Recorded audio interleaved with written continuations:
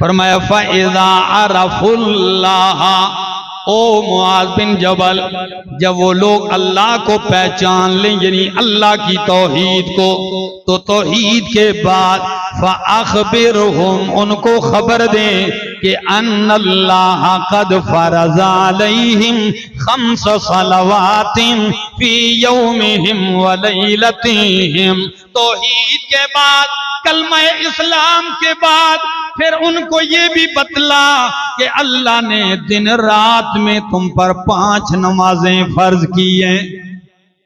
कितनी नमाजें?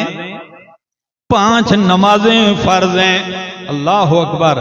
नमाज इतनी अहमियत की हामिल है मेरे दोस्तों कि ईमान के बाद, कलमा तौहीद के बाद अगर नंबर है तो वो किसका है?